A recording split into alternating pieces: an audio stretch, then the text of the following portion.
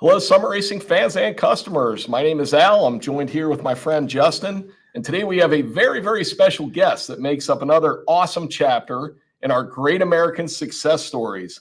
We've had so many guests that we are so proud and happy that Steve Strope's able to join us today from Pure Vision. We've had folks like Jay Leno, Don Garlitz, Larry Nance, David Freiberger, Garrett Mitchell, Frank Hawley, Brian Lones, Craig Anderson, Dallas Glenn. Steve, you have an amazing history, and I'm going to read what I stole shamelessly from the internet. And we know everything on the internet's true. So I don't know. Careful. What if I suck? Yeah. No, it's all good stuff. Steve and his team at Pure Vision work their magic building one-of-a-kind custom automobiles in the greater Los Angeles area. Located in Simi Valley, they've turned out magazine feature cars from all the major American automotive brands, muscle cars, street rods, hot rods. Street machines from Ford, GM, and Mopar have all given the Pure Vision treatment a worldwide acclaim. Wow. They're best known for building custom American muscle cars from 60s and 70s, but will put their touch on any car of any era. If you're looking to build a showstopper that'll turn heads at the SEMA show with a crazy exotic engine, or just simply install some aftermarket bolt-on parts for your daily driver with a small block, they can handle it for you. Steve, we very much appreciate business relationship that we have with you. Who wrote that? Because you're hired. Yeah, exactly. That's pretty good, huh? Not too bad. Whose stuff are you talking about? But Steve, thank you for being a customer. And Steve, you and I have been friends for, it's crazy now, over 20 years, and did some really cool project stuff way back in the day. And we'll talk about some of that. But it's awesome to see you today. How are you doing in the new year? It's already 2024, right? Wow. We're old.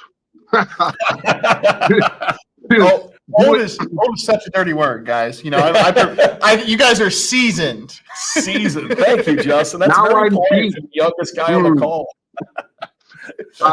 Doing good. Got a full shop of work. Got some great stuff coming down the pike. Real quickly, you had mentioned how long myself and Pure Vision's had a relationship with Summit, and that goes back to before I ever moved to Southern California, and when I was living in upstate New York and building my car in my dad's barn, to me moving out here and building it would be my second car that got a whole bunch of press, my Charger Scully. I built that in my underground tandem parking garage in Studio City. Would have boxes of Summit coming. It was very handy for me. You know, it sounds like a sales pitch, but it's true. Summit allowed me to get parts at a price that I could afford. I built that car on a complete shoestring. The paint job, the interior, whole bunch of other stuff was exchange work from other guys in the San Fernando Valley in the Van Nuys area where I was living at that time in Studio City. The guy that did the paint job and other stuff for me, I rebuilt the motor and the front suspension in his C10. Just favors, exchanging talents. Got that car built, and I don't know if you've ever built a car in a parking garage, but it sucks. And it's difficult. And that car went on to be featured. I took it on the Power Tour, did change the break-in oil on the engine on the Power Tour. No test driving. Put it on the Power Tour, drove it from California we went up to, Michigan. No problems on the car. Pat myself on the back for that one. But that thing, Hot Rod featured it. Mopar Muscle put it on the cover. Daytona Magazine in Japan featured it. And then at the end of the year, it became top 10 car of the year with Hot Rod. And it's something I built, again, in an underground parking garage. So everything's doable if you want to bad enough. But bringing it back around, Summit was a very important partner for me because obviously there are parts I had to buy. And so that allowed me, with my ridiculous budget of nothing, to be able to complete the car and then move forward and get all that press and all that helped launch Pure Vision. Important to me, actually. True story. As they Yeah, say. and look how far, it's just crazy. It's all about the glow up. Like you can sit there and reminisce now on essentially, building cars on jack stands and parking garages to Oh yeah. now the amazing shop and kind of the top tier projects you put out now. It's I don't know, that's cool. I sometimes like to, I still work on stuff in the jacks in the driveway on jack stands to humble myself. You're just like, once you get a lift and that kind of stuff, you're like, oh, this is not that bad. This is great. And then you go do something in your driveway and you're like, okay, this is, you're really putting in some elbow grease. Yeah, no doubt. Yeah, you got to want it bad enough. It's really, I've done a ton of interviews and met thousands of people, and like I said in past interviews, I've told this background story, and so I don't cut people a lot of slack. It's like, dude, if you want to do it, when I was working on my El Camino in the barn back home, and then it got moved to my aunt's garage, there's no heater. And again, I repeat, upstate New York. Oh, nice and chilly. Yeah. Steve, where are you from? Are you from like Albany area? Chilly. Jeez, freezing rain and sleet, and so you gotta wanna. It's not impossible. You just gotta put the time in, and like he said, the elbow grease and all the rest. And that car that I built back home and then drove it out here when I moved to California, I timed it. So when I left New York, on the way to California, I stopped at the Hot Rod Magazine Super Nationals in Ohio, which I was a veteran of going to. And while there, got approached by now my good friend and my co-host on our podcast thing called Car Guy Confessions, editor Jeff Smith and Rob Canan, and said, we love your El Camino. We'd like to feature it in Hot Rod. And then once I got out here, Custom Classic Truck, Bob Carpenter, and Custom Rodder both wanted to feature it. So 3 magazines, which is unheard of. It still is. On a car I built in the barn. And then sold that to a guy in Japan and built the Charger in the parking garage of my Studio City apartment. And that, as I said, 3-4 features and top 10 car of the year. So it's totally possible if you try hard enough and you're just stupid. You just want to do it, so you do it. And That's you get awesome. good partners like Summit. I've got companies that have been with me since '97 on that Charger. Summit, Dynamat, Kicker Stereos, Autometer, Bear would be about 99 or 2000 after we built that, or I built that Charger Scully. On that power tour, I met a really great guy named Martin Weinreb, a really pretty 72 Challenger, all black. And I said, I got a cool idea for your car.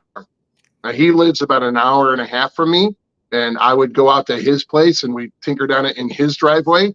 We built a car called Challenger X, and that car, 3-4 features, top 10 car of the year, first set of on the road bare brakes for Mopars. First car that I know of that had a carbon fiber drive shaft on the street, because this was 99. Wow. Craig Railsback at BDS modified we got a Blem from the upstairs attic at Wyand. They had a 8-stack small block Chrysler intake manifold that got converted to EFI. And again, that's back in 99. That wasn't normal. So we drove that on Power Tour. So and we had a what was the training here, 5 or 6 speed in it. We also had a very, very early set of like 18 and 19 inch torque thrusts. If they weren't the first set, they were one of the first sets. So we busted out with this Challenger. So it's a Mopar on top of it with 8-stack EFI and overdrive stick and carbon fiber drive shaft and early set of big inch torque thrusts and bare brakes on a Mopar. So that again was built at his house, no shop. And so that was I had no shop at that time, second top 10 car of the year. So, again, just having really good suppliers and good people to work with. And as I've stated in past interviews, people are like, what's the secret? The secret to the success, the whatever it is. And I've said with pride, I'm too stupid to know I can't, so I just go do it. That is, I don't think there's a better way to describe it. Yeah, I'm so focused on doing it that you don't go, man, this is crazy. Who's going to build a top 10 car in a parking garage? That didn't occur to me. It's just, I want to build this thing and I want to build it this way. And so that's what I'm going to do. You'll like this, talking about putting cars on jack stands and working at home. So I had all the suspension pieces. I converted it over to disc. It's a 66 Charger, so I used 72, 73 A-body disc brakes and spindles and all that stuff. So I went to pick apart, got all of it, and found the one power outlet on the outside of the apartment building, bought 3 extension cords, wrapped it around the building to the back where there's this little cement pad that I think at some time they thought it was going to be like a place for tables and chairs and hang out, but it wasn't. So I had a drill with a wire wheel, a wire brush on the end of it, and a screwdriver, and I scraped all the crap off those parts, then wire wheeled them, and then bought, the 50-cent, 8 by 10 foot plastic you throw down when you paint a room in your house, right? So threw it over every one of my neighbors' cars, hung all the parts on the water pipes, and got epoxy paint for refrigerators and spray painted all my suspension parts with the epoxy paint. But I was polite enough to cover all my neighbors' cars. And I did this at 2 or 3 in the morning, so nobody knew I did it. And then assembled it on. So again, there's a way. Yeah, it's all about how bad you want it. That's awesome, Steve. Can you imagine if or you how hadn't stupid you are, one of the two. You're painting A-arms. If you hadn't covered their cars and you're painting A-arms and somebody walks out and there's a halo of an A-arm all over the hood of their car the next day. So, Steve, you're a good neighbor. It's pretty polite of you to do that. So, yeah. Hey, when you were getting started, were your parents car people, or how'd you get the bug? How did it all start? Nope. My dad grew up on a farm. So he was very blue collar, hands on, would change his own oil, gap his own spark plugs, fix the tractor. But he went on long before I was around. He became a 3D laser hologram expert for IBM with 23 or 24 patents to his name. He's a brilliant guy. Wow. But he's also a hands-on, go out. Literally, our house was heated with wood, so we'd get the trees with no branches on them, chainsaw them, cut them, stack them, split them. Then I'd have to bring it in the fall. So lots of hands-on value, lots of work ethic. Guess what you're doing this summer? What? You're going to Mr. Andreessen's and throwing hay bales in its 115-degree A-mount. Oh, good. So used to lots of work. Get that, kids? Work. Sweaty, miserable, horrible, want to hang yourself work. It's the best thing in the world for you. Go get a job at a shitty factory somewhere, which I did that too. I assembled vacuum cleaners. That's fun. Really? Did you now, really? Steve? Mind numbing. I swear I wanted to walk out onto the freeway. Right. You just do. We could go on for hours on stuff that doesn't matter to Summit Racing or to Pure Vision about work ethic in this country now. Oh my gosh. Or the complete lack thereof. But anyway, car building's the same thing. Guess what? Ain't assembling itself. And when you're up under a dash and your fingers like this in your freaking head, and it's uncomfortable. It's miserable. Mm-hmm. Yeah. Wah. It's all a labor of love. Yeah, life sucks. Get a helmet. My dad, I affectionately refer to him, Steve, as the old man. He's no longer with us, but he had a hilarious saying. Work's a 4-letter word, and he was he was an accountant. And so during accounting season, he was never around working a ton. And I always remember that. And he also always said, don't ever complain about having a job, because even though your job might not be the best, it's better than what somebody else is doing right now. And that always held true. And I think your point about go get a job that you know what you don't want to do, there's a lot of value in that too. You have a job, I know I don't want to do that, but I want to do something else. And you got to have that basis and that idea that I don't want to be throwing hay bales for the next 30 years or whatever it was, Steve, that you know, talked that way. So your parent car people, what obviously you have you're very partial to Mopars. Tell us what started. So you know, here's the interesting thing. I'm not partial to Mopars. I just got thrown into that icky pond. I you know what? I very young age immediately loved Matchboxes and Hot Wheels. Right? And I got to paint the picture for you. I'm in a very small farm town. It's called Appalachian. You guys can look it up. There's actually a B movie and a paperback called Appalachian, because there was a humongously important mafia bust in 1957 in Appalachian. And farm town, one road that goes through it, I don't know, 1,000 people, maybe. Still, there's a red light at the end of the town where it meets 434. There is a post office. There is a fire station, both at the very end where it meets the highway. There is 1, 2, 3 or 4 churches. Yeah. That's about it. Yep. There was a market. No, to this day. Now, I'm not talking my childhood. I'm talking now. Wow. So my mom would go down to the pharmacy, which was down on the 434 on the highway, and I would scrounge for car magazines, anything to look at, because it was total void. And so I'd get my hands on one of those, or my uncle had J.C. Whitney catalogs, right? You just look at all the cool chrome stuff to put on your chopper, on your motorcycle, because my cousins had Honda CB 750s. So I was fascinated with that, and every toy got modified. Everyone changed, altered, pulled apart. Tons of model kits. So now we're into 8, 9, 10, 11 years old. Example. Do either of you remember the little Stompers 4x4s? Oh yeah. Yes. Okay. Actually, I have one hanging on the side of my toolbox.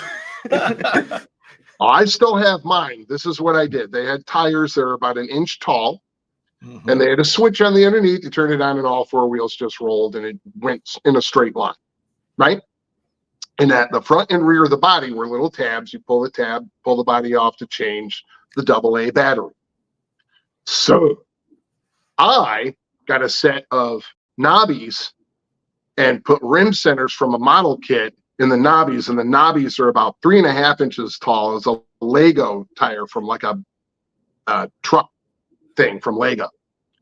Then I used my dad's soldering iron, much to his chagrin, to plastic weld extensions on the tabs to raise the body, to clear the tires. And of course, at that time, I painted it. I've handmade a roll bar, stole parts from my model kits, got KC highlights on it, made a push bar for it. Again, this is the Stompers truck.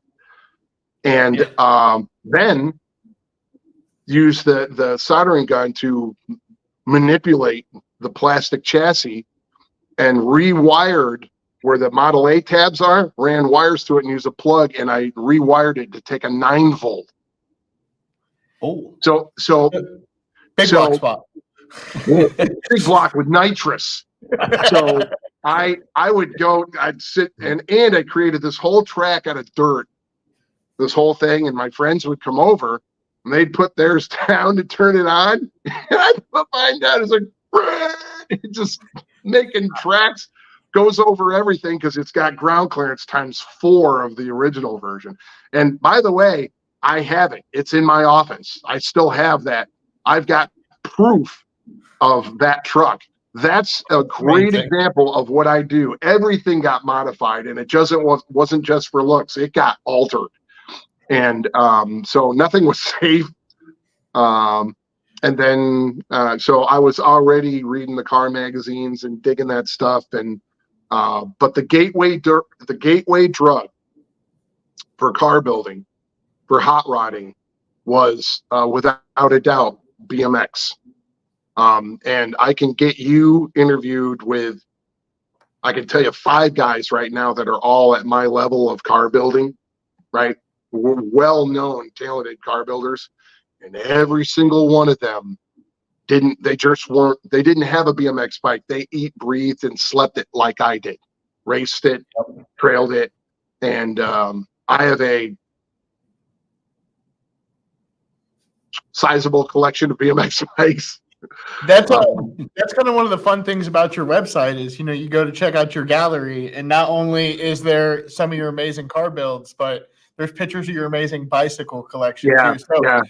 And I oh look, and we ride these. There's quite a few of them that I ride.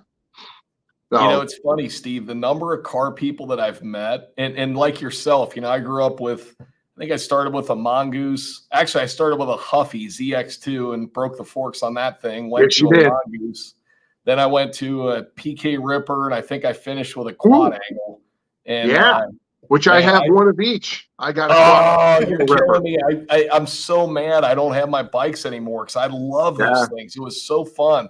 And like you as a kid, I worked in a bike shop. There was a little place, Sam's Bike Shop, and I learned how to lace wheels and do all that kind of stuff. And, pull the bearings apart and grease everything and service everything. And, BMX bikes taught, I think, all of us how to work on stuff, how to get mechanically interested, how to do stupid stuff, Yeah, that's why I how said many it was bricks high can you stack before it's oh, yeah.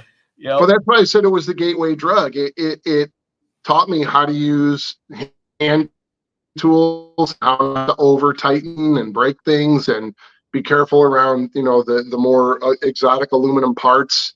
The bike they have up on screen right now, if I remember right, if that's the it's the one with the Moto Mags, that was donated to my museum by a gentleman that I met.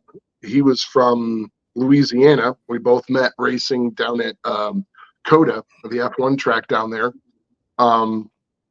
This was his first bike when he got sponsored, and it's an amazing evolution. This was your second gen, right after the guys in the early 70s doing Stingrays. This is when Schwinn put out a little more reinforced frame, and then you could see all the upgrades, the Redline forks, the Moto Mags, the Redline V bars. If again, it's small on my screen, but it looks like the Redline forks that are on it. But it was the first stage, the modifications, and that's what I mean by the gateway drug too. You just like on a cruise night, I've got my light blue 64 Oldsmobile with the Krager wheels and with certain appointments and certain color interior and all that. It's the same thing. My Super Goose was all chrome stuff with red anodized parts, and mine was a hodgepodge because, like you'd said, you'd ride it, break it, upgrade the part, right? Just like a race car. Break it, make it go faster. So my Super Goose had GT Pro forks, Kuahar laser light bars. I can go down the whole list of every part that was on that bike. So anyway, I've got a chrome Super Goose with red parts, and then David Rising's got a blue PK Ripper with silver parts, and Jimmy's got a black JMC with old gold parts. So it's the same thing as going to the cruise night. Everybody's got an individually personalized, customized piece of machinery. And if I may loosely quote the man himself, Mr. Peterson, who begat Hot Rod Magazine, which begat everything that we do, a hot rod is a vehicle modified by the owner for better looks and performance. And that's my Super Goose. It was. So tinkering and making it look cooler and go faster and Also, just like going to cruise night, when you brag about the new blower you've got, the new cool part, same thing, dude. Red line flake cranks, holy shit! I got the shit right there. Yeah. So, same thing, new, cooler, neater, faster, better part, and I got it. So it definitely led. It's the right mind frame for hot rodding. Modify it, change it, make it cooler, make it better, make your friends jealous. So Yeah, absolutely.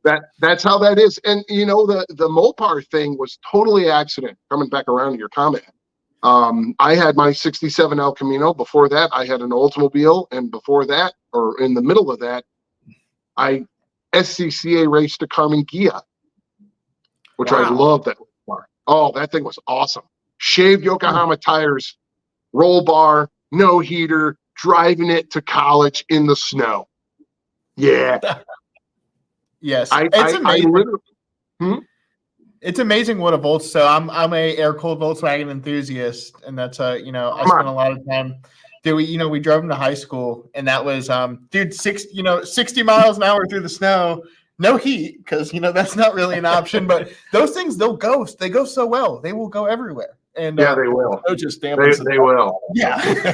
I literally up near me, closer to where I went to college than where my house is, but they're only about 25 minutes apart. There was a mall called the Oakdale Mall, and anybody from my area that happens to be watching this knows the Oakdale Mall. It's still there. And the outer perimeter of that mall is a fantastic track. And I utilize as at such, again, at the aforementioned fun 2-3 o'clock in the morning. And I knew the parking lot like the back of my hand. And I was literally up there seriously ringing it out with my race gloves, race shoes, and helmet on. The car had a cage in it, had a 5-point harness in it, and I was whipping it good. And then, the people nearby that lived on the other side of the hedgerow from the parking lot called the cops. And the officer showed up, and the guy walks up, and I'm sitting there with my gloves up like that. I'm in the helmet, and he goes, "What the hell are you? I know what you're doing. Just stop it." And I'm like, awesome. "Sir, this thing is such a great track. Off camber, there's chicanes, there's straightaways. It's awesome." But they for some reason frowned on that. Yeah. Something about the owners of the mall wouldn't like it if I whacked a pole. Yeah, silly talk, So, Steve, let's talk about you've done a lot of builds for really high-profile clients, celebrities, and we'll talk about one of your most recent ones a little bit. Who was your first one, though? Who was like the big first customer where they came to you and you were like, "Oh my gosh, I can't believe I'm going to build a car." Easy. Super early on. After I built, where were we at? After Scully and Challenger X, my be all end all, my Bible, Hot Rod Magazine, came to me and said, "We'd like you to design and build an El Camino for our client, Gumout, Pennzoil." Wow. I was like, I hate to tell you, I don't have a shop. I don't even have a garage. I don't even have a house. I have no driveway. And they're looking at me like, "What?" I'm like, "Not kidding. I built it in my parking garage and then the other one in my friend's driveway." And they're like, "Well, we've got a shop over by the Van Nuys Airport. You can use that." Wow. And I was smoked. I couldn't believe it. Hot Rod Magazine. Like, me? And so that was my first customer, client. I didn't even have a shop. Pure Vision Steve, didn't. Who was editor back then? Was that the Jeff Smith era? Roe McGonigal. Roe was, yeah. Roe was awesome.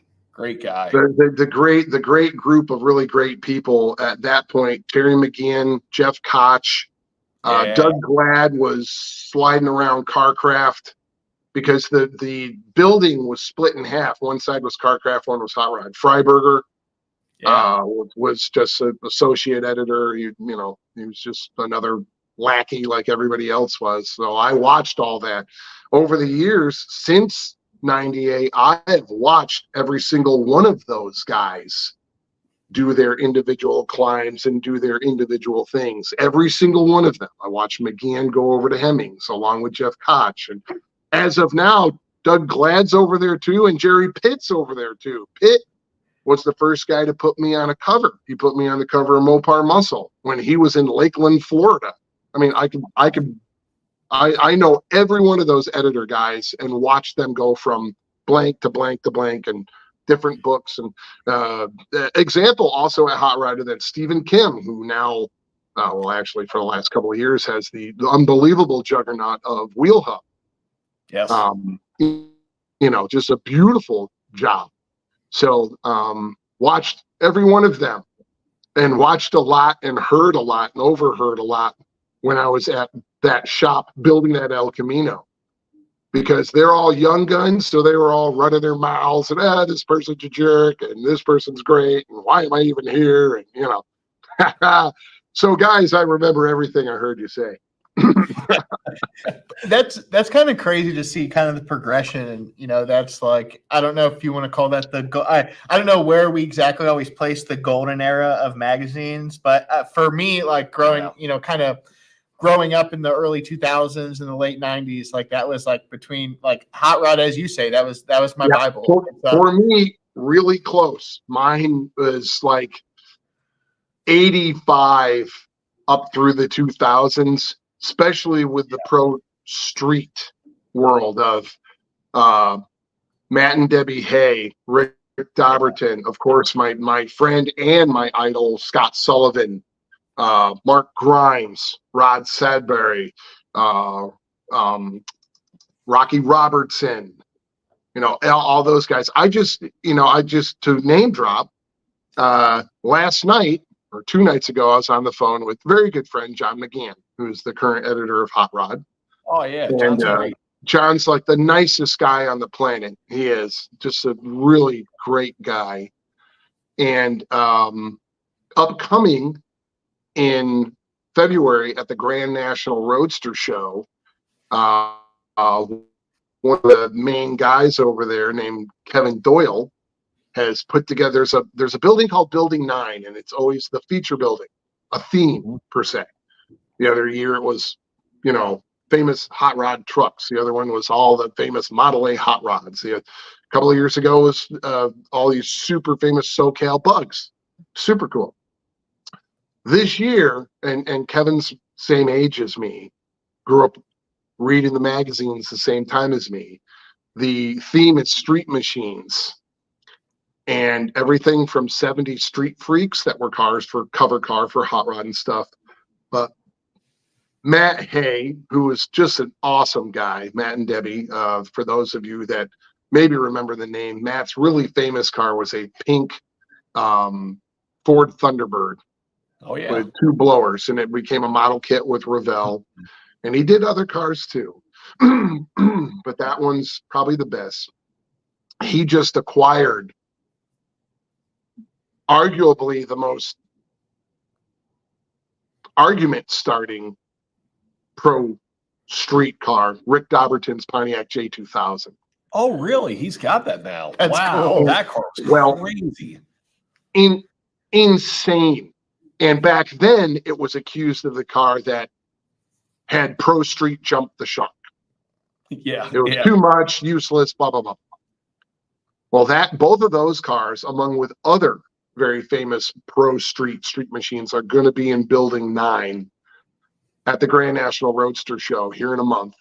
And I tell you, head trip. I've been asked, I have 3 cars going in that building. Hammer being one of them, which is a well-known car that we did that wound up being in Tokyo Drift. Oh, cool. And then the Anvil Mustang, which was our first car to ever win the Ford Design Award car of the show at SEMA. And then actually a newer car, a really pretty 67 Chevelle with a Weber carbureted 511-inch rat that we brought to SEMA last year. But to have cars in that building with literally my heroes. The guy, I mean, those cars were coming out and were in Hot Rod when I was still in Appalachian, not when I moved out here, not when I ever had a feature, not when I had a shop, when I was at home wishing and dreaming about this stuff. And so I've got cars that have got invited into that room along with my heroes, which is very humbling and hard for me to wrap my head around. The more I think about it, the more confusing it gets. You know, Yeah. I'm like, what am I doing in a building with Rick Dauberton's J2000? You know? Yeah, that is cool though. Like it's kind of, it brings it full circle. And I when we did, we were out at SEMA this year, we had the privilege of having Project X in out at our trailer in the that was booth. And awesome. I With remember a being big a little block back in it. yes. Heck But I yeah. remember being a little kid and like looking in the magazine, and I was Oh, obsessed with that thing. Or Hell Hollywood Nights, Yeah. and then you get to So see it you in came in person. second. I had that car. I drove my parents nuts as a kid because, like you, Steve, I'd go get every magazine I could, read as much as I could, and try to figure it out between BMX magazines, hot rod magazines. Yeah. I kept putting stuff on my wall with push pins, and I grew up in a house that was plaster and lath. So you can imagine that doesn't go well when you're sticking push pins in all the plaster. And so one day my Sure. mom comes into my room, she looks around and goes, "We're going to put corkboard up on your wall. You can't keep doing this," because it was plastered, and right in the middle of it was Project X. Sure. And that was right there. So this year it was very surreal at SEMA. That was like the coolest thing. I'm like, Yep. I love that project. And then on the other side of the booth, we had Big Red, Yeah. which is another car I This had on my is wall. another epic car. Oh Epic my car. gosh. Awesome. So it was pretty awesome this year. I got a bunch of great memories, pictures from that. And that'll always be one of those where I'm like, that was pretty Yeah, incredible. it's always wild to see stuff like that. Some of these cars, and like I said, with some of your builds and some of the ones we've just talked about, they're just they are synonymous to this the hot rodding culture. Oh, yeah. Yeah. And Yeah. And they're timeless. They go through generations. Like I get back from the show, and even like, my kids, I've shown them pictures of it, and they're like, "Oh, those cars are cool." And they're early 20s, they're not like, 40 years old or anything. And now that I'm an old guy, I feel like talking about this stuff. But seasoned now. season, there you go. Season. Thank you. But those cars are just so, and Steve, it's like your builds, honestly. Your cars, you could pull a car like you're doing, put it in that show, and nobody would know if you built that 20 years ago or if you built it last year. I mean, your stuff it's the Martini, timeless. the Martini Mustang is very much like that. It's my I favorite love that car. car. And we're going to have that. That is going to be in my booth, in my display, along with the Z28 Nova, which is even older than that car. So I'm doing like a total retro weekend for me. That's awesome. Yeah, I'm Steve, really excited about it. You got to send me a picture of the Z28 Nova with that Mustang in the booth, because I still have that model that we Oh, the helped you- diecast we of the did Z28. Oh, and there's Yep, the Martini. I love Yeah. the Martini Mustang and the Yeah. Z28 Nova. That diecast, I still have it, and Yeah. and it's funny because when you sent that to me, I'm like, "Well, we helped you with chambered exhaust. I wonder if they did it." And I flip it over. Whoever did the model, man, it's got chambered exhaust on it. They did a Yep. fantastic job on that deal. It was really Yep. cool. Yeah, that's just Yeah. such a cool looking car, and it's all the subtle, like you look at it and you're like, oh, this is a sweet Mustang, but it's then all the little subtle details about it that There's you just kind of pick and pull out, and you're just like, okay, it's very well executed. I don't know. For me, it's always like I with having kind of the knockoff style wheels on it, I always think those are cool. I've always wanted something where it required a lead hammer to get stuff off. Yeah. those wheels are the four spoke patterned after the Ford Lotus IndyCar wheel, because the motor in the car is one of an extremely rare Ford Lotus 4-cam IndyCar motor. There's no front drive. That is an IndyCar motor that has been converted to EFI by Ed Pink Racing Engines. It does 9,000 RPM. The car has an illegal C&R NASCAR transmission that weighs 63 pounds. And good magnesium got cases. Endless trick stuff going on in that car. Endless. There's so much work that's been done to that car. I can't even. If you were at the shop and I had it on the lift, I could walk you around that car for an hour, showing you everything handmade. Also, it's got Detroit Speed stamps and numbers, all their suspensions. That has got serial number 2 for their Mustang suspension. Serial number 1 was on their test mule. Wow. Yeah, lots of. I mean, the deck lid's handmade out of aluminum.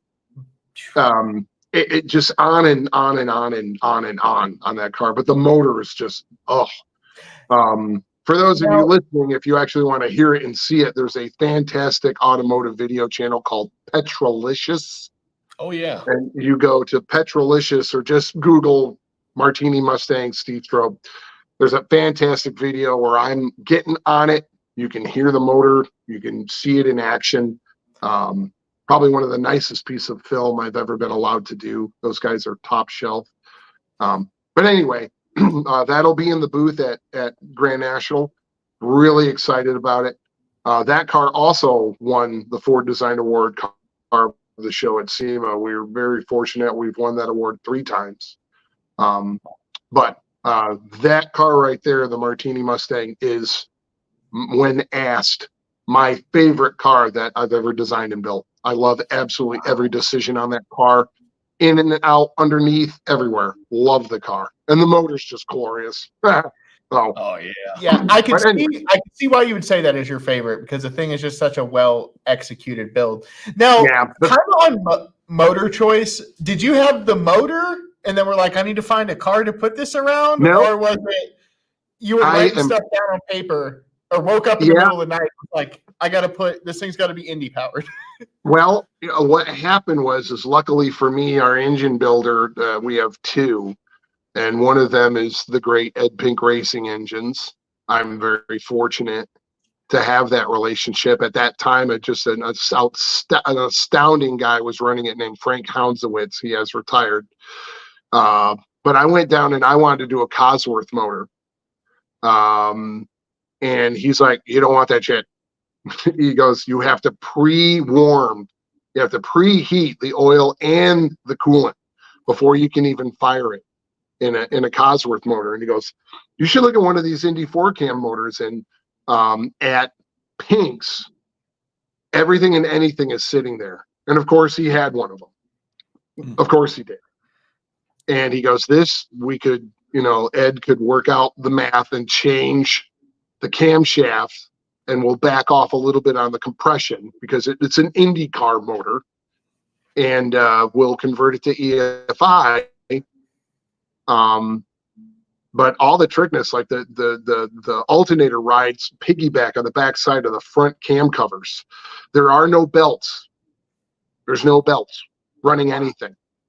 It's really incredible. It is the IndyCar motor, except for instead of mechanical injection, it's EFI. And it's mildly detuned, but believe me, it still makes plenty of horsepower. It's about 260 some cubic inches. It's not big. It's very light, all aluminum. And if the other parts aren't aluminum, they're freaking magnesium on the car, on the race car. Full race motor, just detuned to run on pump gas. Put 91 octane in the tank. So anyway, Frank guided me to that engine. And we've gotten to have some cool stuff. In the Anvil Mustang, we have one of the John Kazi Boss 9s, and in the Fairlane, we have a sock motor, big stroker all aluminum sock motor, and we have a Mustang that's going to be happening that I'll leak. It's going to be called the FIA, and it has a amazingly cool, rare engine in it. You guys, I'm sure, know the Unser family.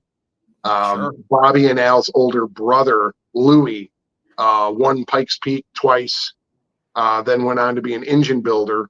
And we have a Louis Unser, still got his stickers on the breathers. Louis Unser built Gurney Westlake 289 302, complete all the way to the top with the Italian Webers.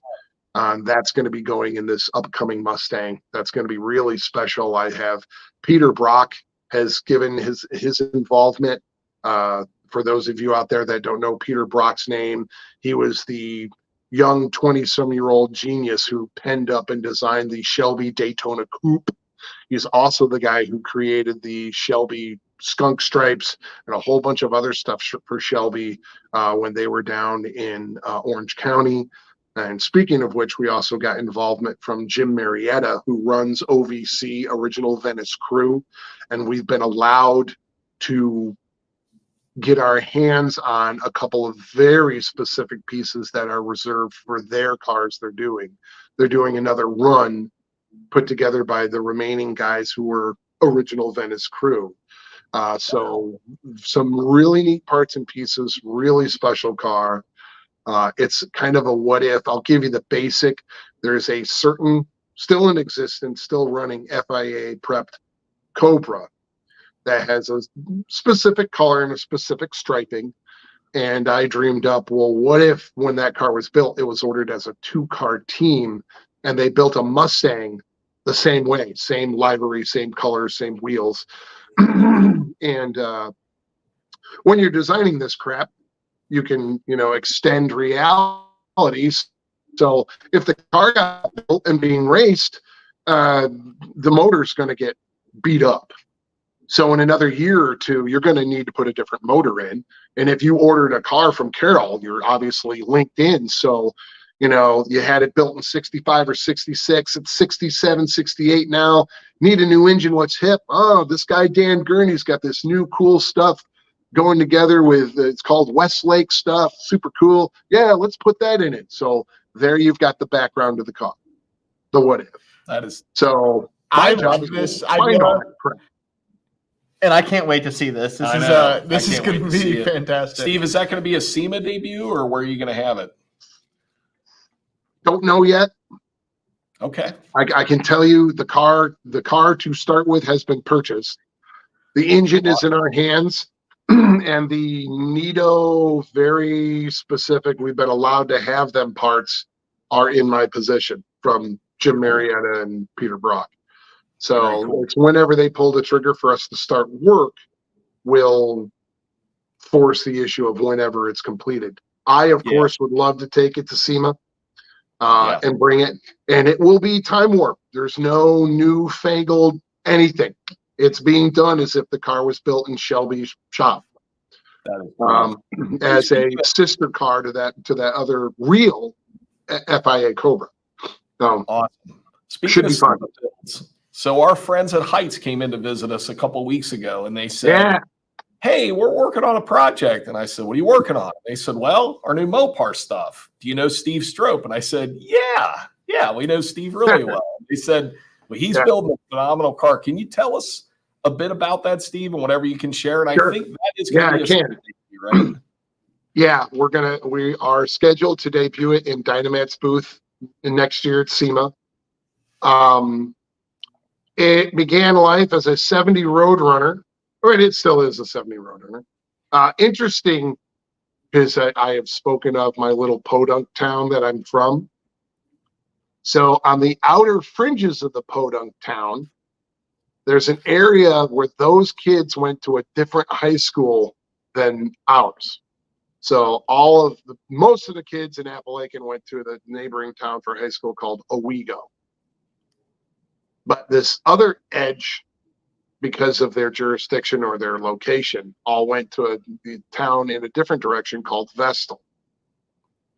So it is possible that there are kids from Appalachian of my age that I don't know. And I got an email about 2 years ago or so from a guy named Eric. And we got talking, and he's from Appalachian. And he's like 2 years younger than me. And I'm like, how do I not know you? And I go, where'd you go to school? And he goes, Vestal. I go, oh, that's how I don't know you. So he is an investment banker, handles you investing your money and all that stuff down in Florida. Got a bunch of cars, but all of them were, he let the wrong people touch his cars. And he's like, I really want to do something cool. And fast forward, Haraka was born. That is the name of the car, Haraka. It is a slang term in some remote certain areas of Africa, African hunters. It's a slang term for speed. I thought it sounded cool, so I've named the car Haraka. Cool. And there's a bunch of stuff I can't tell you. I can tell you there's some firsts on this car, industry firsts, that I've never seen done. I'm going to be proud as punch to show these things. But the one thing we can talk about is I got actually Tim Foss from In the Garage Media, Modern Roddy, came up to me 2 years ago when we had the Chevelle in Dynamat's booth, and he's busted my chops because other magazines were going to be featuring it. And he goes, when do we get a car? And I go, hey, I'm in the works. We're putting together this deal for this pretty killer Mopar. Why don't you have the exclusive on? And so that's cool. And we're talking. He goes, so what suspension are you using? And I go, you know what? I haven't evolved that far in the program. You know, we got the big overview. And he's like, well, Heights, because they're an advertiser in his magazines, Heights has got a brand new Mopar setup, front and rear. Really? Yeah, they're right over there. So Tim walked me over, and I know those guys. We've done projects before. And they show it to me, and by the end of the conversation, they're like, whatever you need, it's a done deal. And so they sent the stuff out, which was good because they developed it for a Dodge Charger, which in most cases, it's still a B-body, so it should fit in a Plymouth B-body also. Yeah, the Plymouth has an inch different wheelbase and a very narrower quarter panel to quarter panel width. So I'm like, you guys are going to have to get your pencils out because this won't fit that. It should because it's a B-body, but it doesn't. So we helped re-engineer or make the changes needed, and they jumped on it. They were amazingly quick with the changes, and so now we've got the IRS all in. The front's beautiful. The IFS is really killer, and that's all in. And of course, we've upgraded it a little bit as far as cleaning and smoothing and some other stuff. But for all intents and purposes, it's still their new kit that's very attractive. I like that it's all very big, heavy-duty pieces. It's not small and spindly. Because Mopars aren't the smallest car. So excited to debut that car. It's kicking my butt right now, but you know, like they all do. So we have that car coming in, and then I was just going to bring that one because that's enough. And MagnaFlow has asked for a 67 GTO that we're building, and they wanted it in their booth. Oh, yeah. Wow. So we're in the middle of building that car. Real pretty, beautiful dark blue off the new Lamborghini Urus. Both cars, of course, will have mixed paint, Gabe's interiors, just, you know, super, super great stuff. The GTO will have Detroit Speed suspension under it. I try to use their stuff a lot too. Great gear. And that'll won't have an LS motor in it. The owner wanted one. I said I won't build it. Huh? No kidding. Pontiac, Steve? It's an original 67 GTO, and so we're using the original 400 that was in it, but we're punching it to about 500 cube. Oh, wow. Nice. So looking forward to that car too. And all of these cars have press already waiting when they're done, which again, we're very thankful. Yeah, lots going on. We also have a really beautiful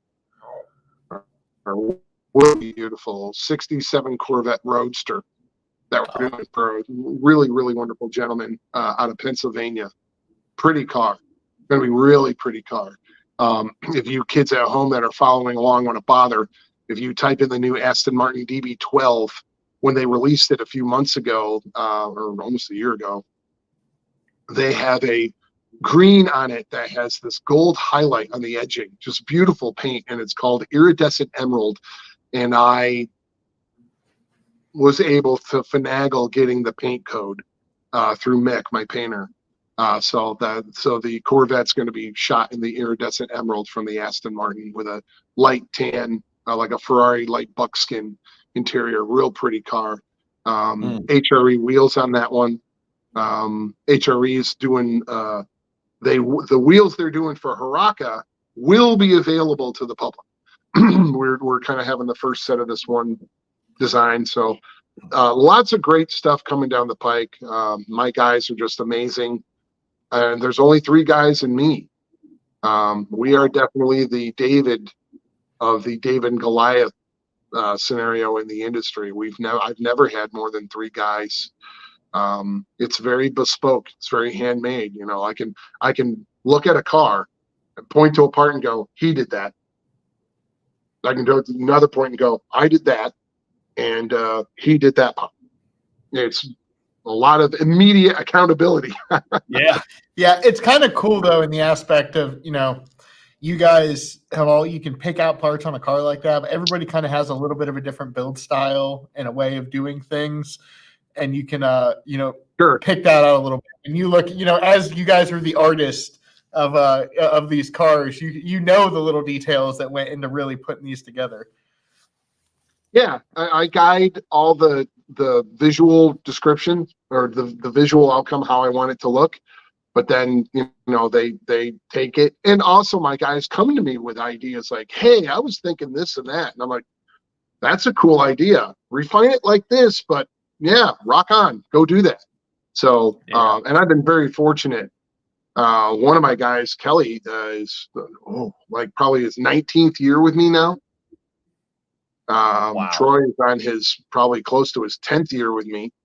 So, you know, the guys have been around, you know, a while, and amazing they put up with me because I know I'm annoying. Anyway, I've got great guys and they give a damn, you know, about what they do. They care that their handiwork is that, and they have personal pride in that. So I think it shows in the car. No, it does. Steve, I wanted to ask you about one of your most recent builds and an incredibly famous build, the one you just did for Joe Rogan. No. So I know you were on the Joe Rogan Experience, which I thought was awesome because yeah, that was fun. Amazing guy. I mean, absolutely meteoric career, and loving the fact he's a car guy. And then when I saw you were building that Nova for him, how'd you come up with the idea for that? I mean, like you said earlier, like, well, you didn't know you couldn't do it. Who blends a 69 Camaro side profile view into an early Nova and then makes that car so incredible? I mean, that build is amazing. Yeah, lots of neat stuff on it. But to be honest, it went through a couple of evolutions. I had it originally drawn up. The original design was loosely based on the nonsense that was happening in the 80s up in Mulholland Drive. There were guys that were racing up there. They actually had tickets they handed out down on Van Nuys Boulevard for Mulholland International Raceway, which was a bunch of lunatics driving as fast as they could with normal pedestrians driving on the road. So it was originally drawn up with really large, kind of like Japanese street racer bolt-on fender flares, and it had a completely different look, completely. And we went through a couple of design evolutions, and Joe was like, I'm just not feeling it. And you know what? I can't tell you what popped the idea to put the Camaro panels on it, but I did it with a Tavis Highlander. And by default, when you put the side sheet metal on that car, it widens it 3 inches because the Nova fenders and quarter panels are flat, and the Camaro ones actually have a hourglass shape. If you did a Mission Impossible and floated 20 feet above that car, you'd see it go like this. And the trick, you know, we were lucky. There was a gentleman named Joey that was working for under the same roof with Mick, our painter. He's a better metalman than we are. And my concern isn't ego. My concern is doing the best job possible for the customer. So we got all the sheet metal for a Camaro, this door skin, the quarter panel, and the fender. And when you centered the fender, the side of the fender, the side of the quarter panel at 12 o'clock over the wheel, the Camaro front overhang was almost a foot past the grill of the Nova. And in the rear, the quarter panel was about 10 inches short of getting to the tail panel area of the Nova. So all that had to get chopped up and moved and altered to blend within the Nova confines. And to do that and make it look like GM stamped it, which is I'm the most proud of how this came out, was it looks like GM did it, which is really hard to pull off. And there's alterations all over that car. The front grill area, I bet Nova guys $100. Tell me what we changed, because it's really subtle. And then one of my favorite bad habits is changing dashes. And no offense, Nova guys, but the Nova dash is horrible. So I used a 66 Corvair Corsa dash, split it, widened it 2 inches because the Corvair is smaller than the 69 Nova. And it looks perfect in there because it's a GM dash. And if you stare at a Corvair Corsa dash and look at a 67 Camaro dash, it's the same thing without that little 4 ancillary gauges. And truth be told, it's the same designer guy. He was just lazy as hell. He goes, well, I'll take my Corvair thing and just put it in the Camaro and just clean up some clutter, and there you go. So GM got involved, of course, with the LT4 and the 6-speed, and that's got an Art Morrison IRS and IFS in the front. And I changed the spring rates on it 3 times. I wanted it to be very compliant driving over roads and bumpy sections. And he's not track daying this thing. In fact, I hate to tell all of you, but a very, very, very low percentage of you out there track day anything.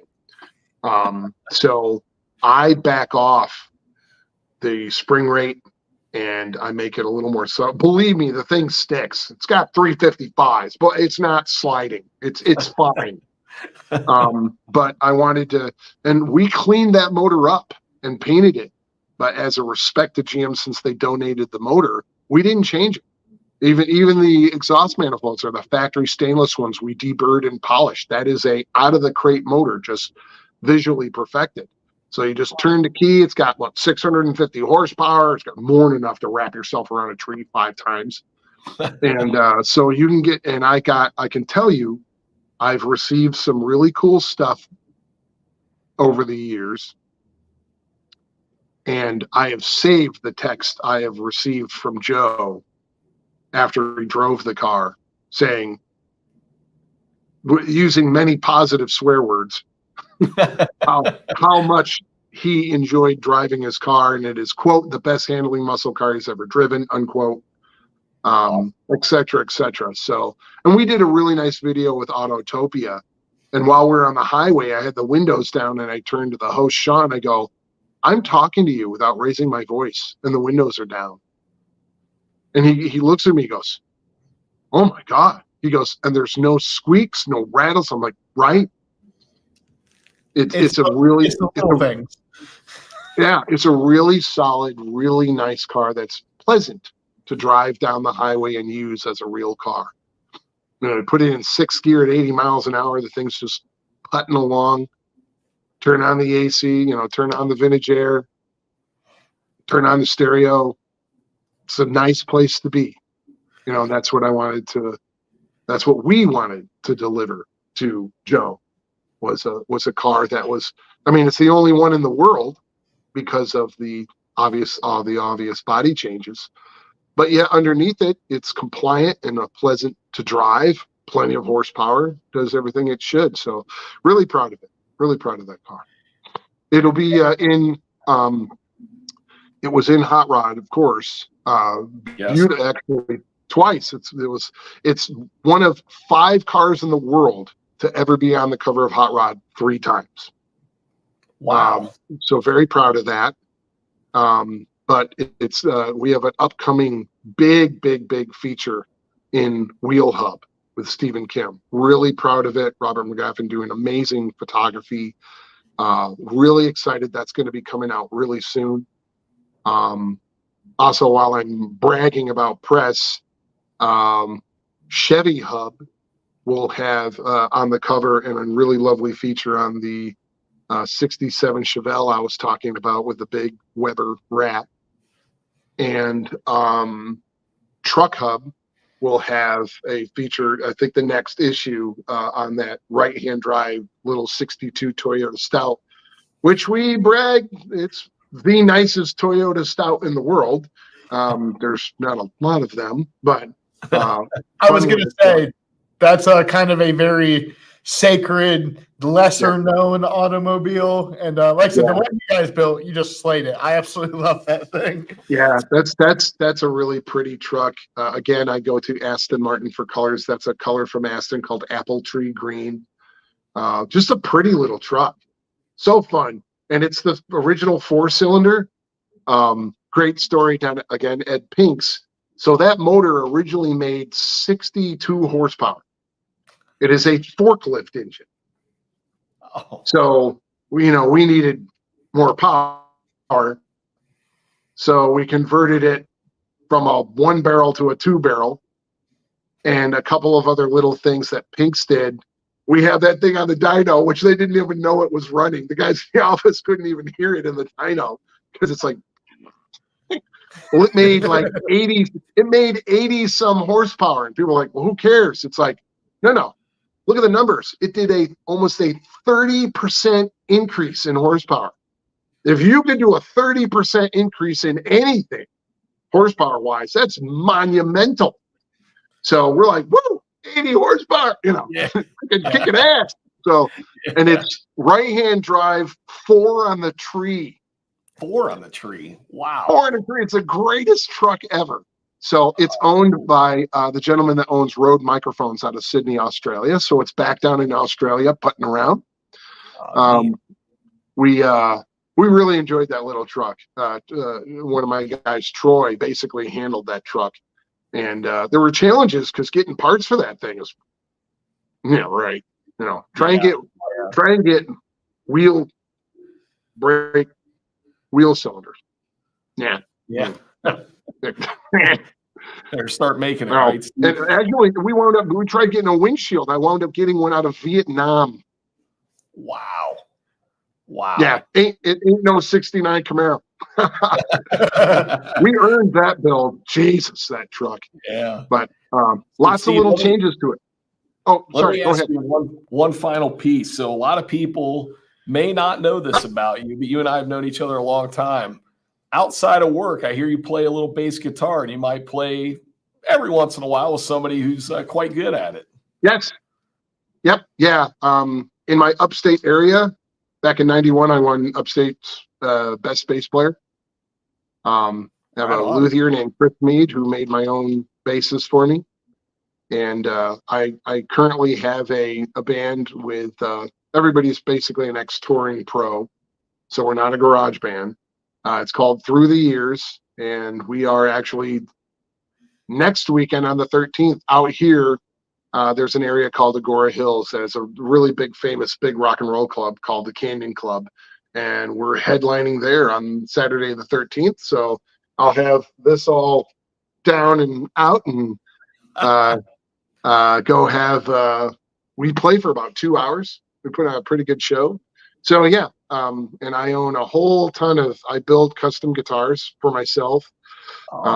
And for some other people, I actually built a nice guitar for Billy Gibbons, who any of you who have seen our TV show know that Billy's the host of my show. And he put the guitar in his book, in his new book. So I was really honored with that.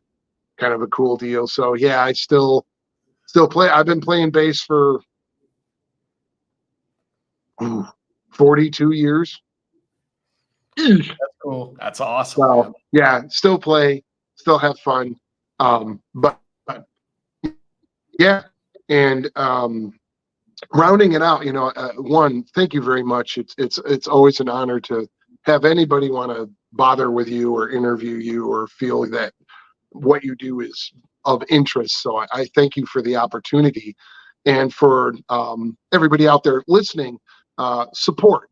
These guys put this together, provide good entertainment, and give you some insight to the industry. But just like those old hair product things, the ads going, I'm not just the owner, I'm a user. I'm not just here promoting these guys. I purchased from these guys. I just bought a new replacement Odyssey battery for the Martini Mustang because the batteries are 12 years old, and I just got them from Summit Racing. I just bought them. I have a vendor account with those guys, so I'm not here just blowing smoke. I purchase from Summit. I utilize them. They don't just hand me free parts. I buy them just like everybody else, and they're a fantastic resource, especially with how many places now? 3? 4 now. You got places in Texas. There's 4. So yeah. It's awesome for me because they're the closest one to me is in Vegas. So I get my parts pretty lickety split. So make sure you support the guys. They do a great job, and they've got literally every part under the sun. So they've got to have something you want. So fire up your credit card and go get something. Yeah, everything that you want, and probably maybe some things you need, but not everything you need. Yeah. So Steve, thank you. We appreciate you being a customer. Summit fans and customers really appreciate you joining us. Justin and I are lucky to work with a great team of people here that are, as Steve said, more than happy to get your parts to you quickly. Steve, the 4 locations: Reno, Nevada, Atlanta, Georgia, McDonough, Georgia, outside of Atlanta, and then Arlington, Texas, Dallas, Fort Worth, and where Justin and I are in good old Talmadge, Ohio. So, Steve, always good seeing you, my friend. Really appreciate you taking the time, and can't wait to see you at a show and check out some more of your awesome builds, because always love seeing them, and I could just walk around your stuff for hours and look at it, because there's always something. You take a couple trips around the car and you keep noticing more and more. It's really, really cool. The aforementioned the Roadrunner Haraka with the Heights suspension in it, that thing has a lot coming. A lot. It's going to be really, really, really cool. So awesome. I'm excited about the car. Good, Steve. Well, we're looking forward to seeing it. Yep, we'll see you then, if not before. And Steve, again, thank you so much. Summit customers, have a great rest of your day. Have a great weekend. Welcome to 2024. Thank you for watching.